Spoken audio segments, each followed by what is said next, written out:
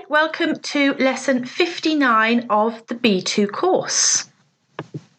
So this is a vocabulary lesson and our topic today is advertising. My name's Stephanie, this is level B2 or upper intermediate, and this will be lesson number 59 of the course. So let's have a look at what we're going to cover in today's session.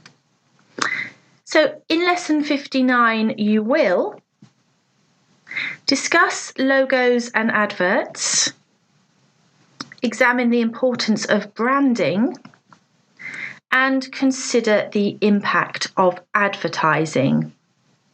We're also going to have a mini pronunciation focus, and we'll be looking at lots of discussion type questions because this topic is really popular with examiners, especially IELTS. So any of you who are studying for that, this is a topic that you're going to need to revise. Okay, well, let's start with our first area, logos. Which of these logos do you recognise? So we have some social media logos and some sport logos. Which of these logos can you name? Which do you recognise?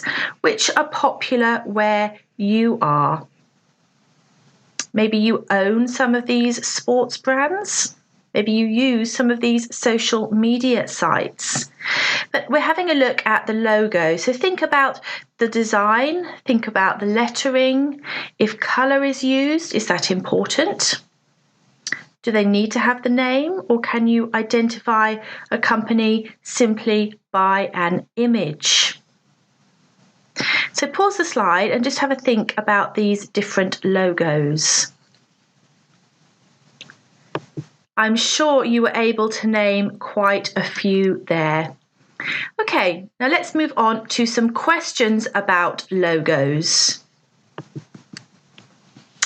How important do you think that logos are in creating a brand identity? Do you think it's worth paying more for something because it has a designer label? And what about you? Does your company have a logo, and what do you think about it? Can you think of a logo that, in your opinion, is particularly effective? So we looked at some on the previous slide, but can you think of any logo in particular that you think, in your opinion, is very well designed? And why do you think that is? Maybe it's your company logo. Okay, so as I said, we're going to have a mini focus on pronunciation, and that's because there's a very, very common word that a lot of people pronounce incorrectly. So let's have a look at 3 different examples. Okay, so this word here, look at the phonetics, look at how it's pronounced, and importantly here I want you to look at where the word stress, where the emphasis is. I've also highlighted this for you in green, so you can see that this word is pronounced advert. Advert. There are 2 syllables and the stress is on the first syllable. Advert. Now, if you're using a good dictionary, it should give you the phonetic spelling as well, and you'll be able to see this symbol here, which shows you where the stress is. So you can see that the stress here is at the beginning of the word, advert. Okay, let's look at word number 2. So we have a longer word here, but the same root. Again, how do you think this word is pronounced? Advertising. Advertising. Again, you can see that the stress is marked at the beginning of the word, advertising. And I've highlighted this for you by highlighting it in green. Advertising. Now, the key is with word number 3. Although this is formed from the same root, the stress is in a different place. Advertisement. Advertisement. That's the correct pronunciation, not advertisement, which is what you commonly hear. Advertisement is correct. So word number 1, advert, advertising, advertisement. So just a point to note there, whilst we're talking about advertising, to be very careful if you're referring to advertisements, because the stress is in a different place. Okay, so what we're going to do now is I'm going to show you some different adverts. What I want you to think is, what product is being advertised? Do you think the advert is particularly effective? If so, why or why not? And are adverts like this found where you live, in your country, in your culture? Is this a very normal type of advertising to see? So let's have a look at the first pair.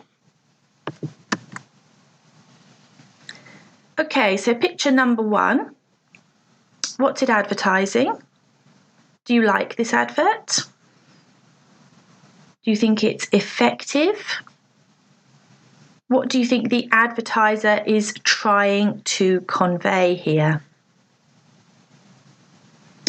Okay, and picture number 2. What about this one? So very clear here what's being advertised. Got some potato chips. But does this advert make you want to go out and buy these potato chips? If so, why? Or why not? Do you think it's a clever advert? Or do you think it's a little bit boring? Does it make you hungry?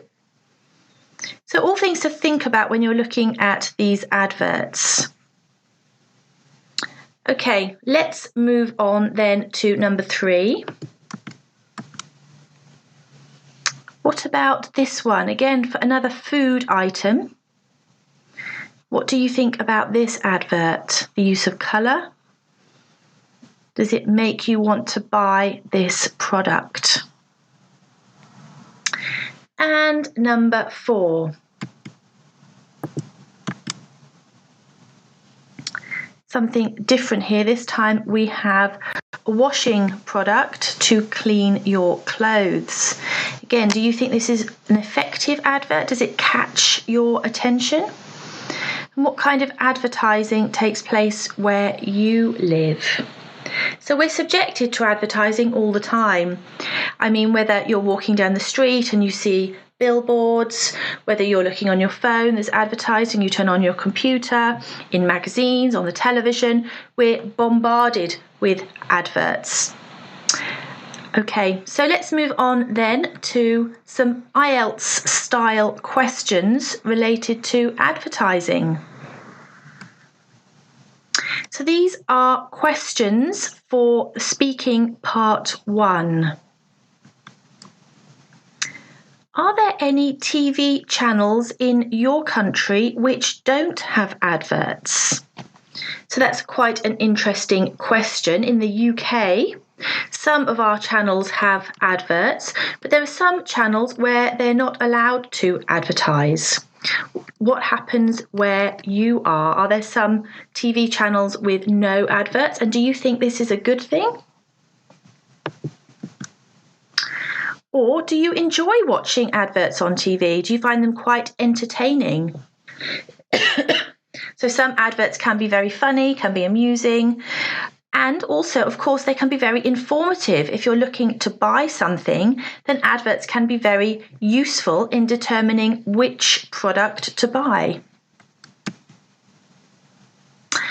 In what ways can ordinary people advertise something in your country? So imagine you've got a product or a service that you want to promote or sell. How would you advertise it? How can normal people advertise something where you live? Do you think there are too many adverts? A moment ago, we talked about how you're bombarded by advertising. Wherever you go, there are adverts. Do you think it's too much? Do you think we are overloaded with advertising? And number 5, what kind of adverts appeal to you the most? So think about products that you buy and think about how they're advertised. What appeals to you? What techniques do you think are particularly effective in making you go and buy a product? Which ultimately, of course, is what the marketing want you to do. They want you to go out and buy their product.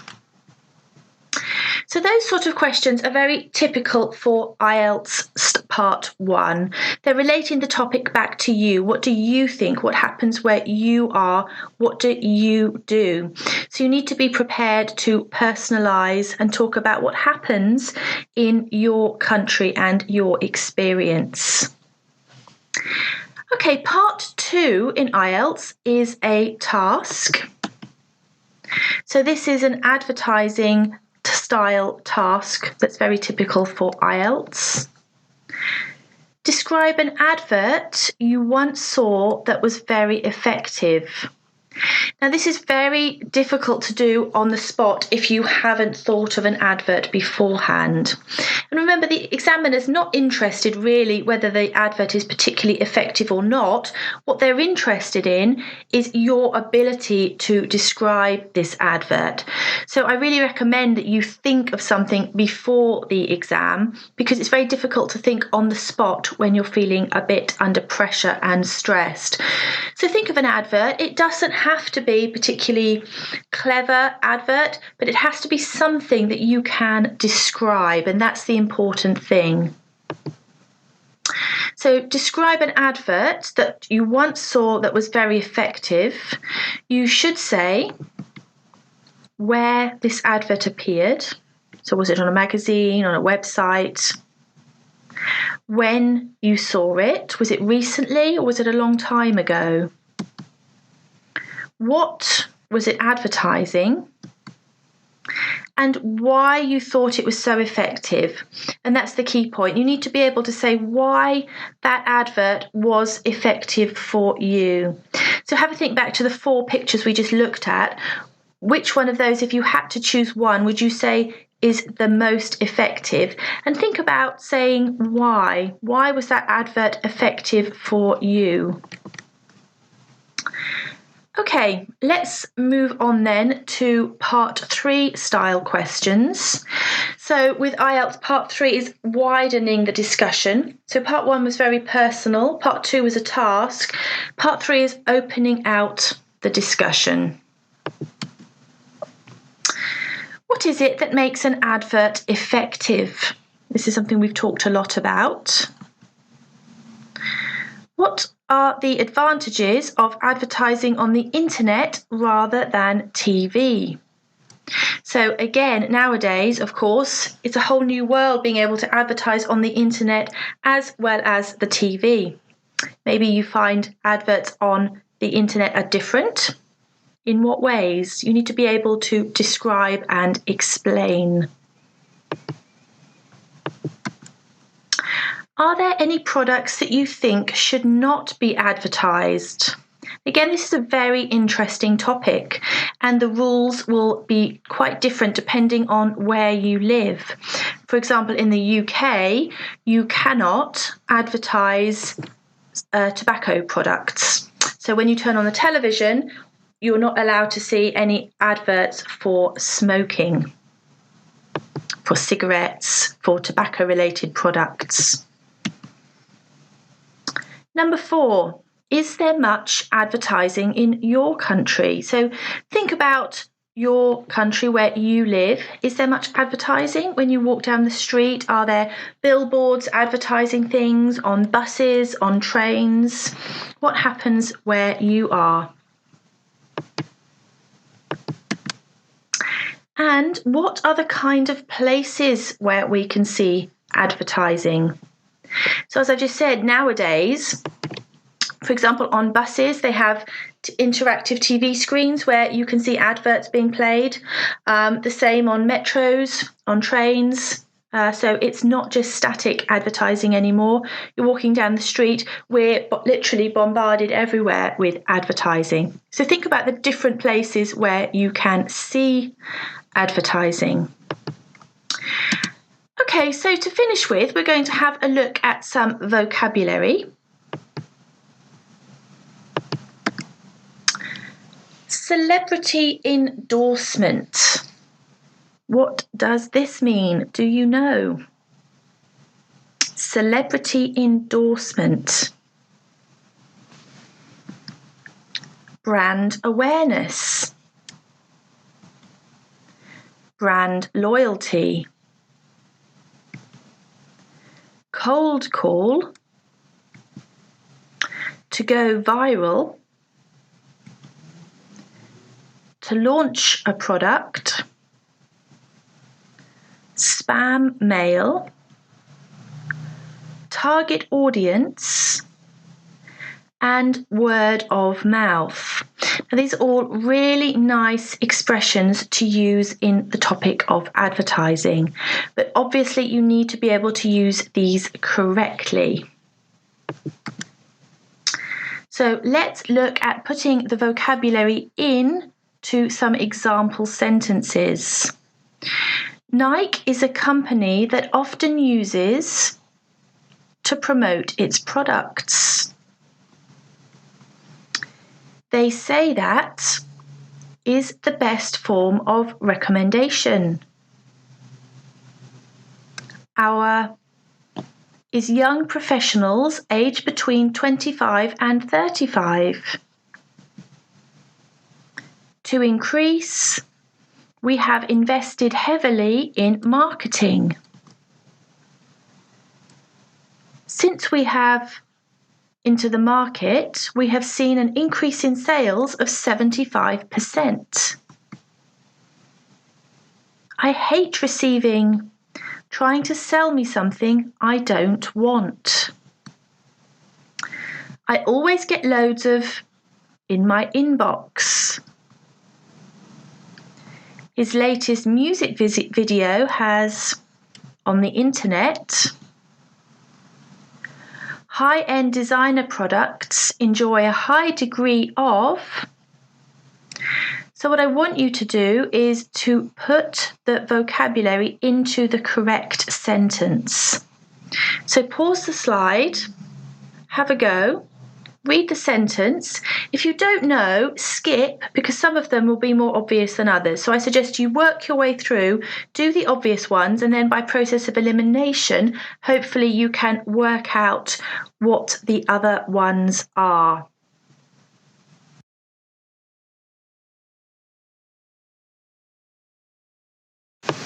Okay, how did you find that? Well, let's go through and check the answers together. Nike is a company that often uses celebrity endorsement to promote its products. So celebrity endorsement is when a famous person promotes or endorses a product. They put their name to it. So they appear on adverts and say, I wear this watch, I use this perfume. They're endorsing the product. They say that word of mouth is the best form of recommendation.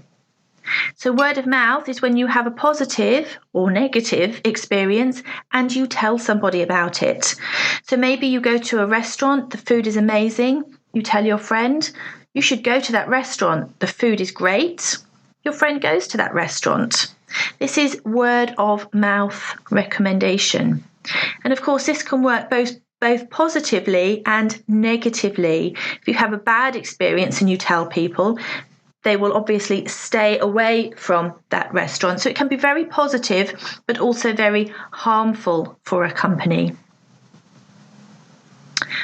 Our target audience is young professionals aged between 25 and 35. So quite clear here, target audience are the people, the ideal market for a product. So when a product is launched into the marketplace, the marketing team will have a very clear idea as to who they think will be buying their product, and they design their advertising campaign with this target audience in mind. To increase brand awareness, we have invested heavily in marketing. So brand awareness is literally how aware, how conscious the public are of a particular brand. So for example, if I said to you something like toothpaste, how many brands can you name? If you can't name a particular brand, there's no brand awareness for that. But the very popular ones will enjoy a high level of brand awareness, with the majority of the public being able to name them. Since we have launched the product into the market, we have seen an increase in sales of 75%. So to launch a product means to introduce it. I hate receiving cold calls trying to sell me something I don't want. So a cold call is when somebody calls you without you showing any interest in their product. So maybe your telephone rings, you pick it up, and somebody is trying to sell you some insurance, maybe. You haven't asked them to call you. You haven't signed up for any information. This is a cold call. And some companies use this technique as a form of marketing to try and get new customers. I always get loads of spam mail in my inbox. Spam mail, junk mail is unwanted emails. His latest music video has gone viral on the internet. Well, lots of things go viral nowadays. It means when they become so popular that you see them everywhere. So if something's gone viral, it's literally gone global. And high-end designer products enjoy a high degree of brand loyalty. If you're loyal to a brand, it means you will always buy that brand.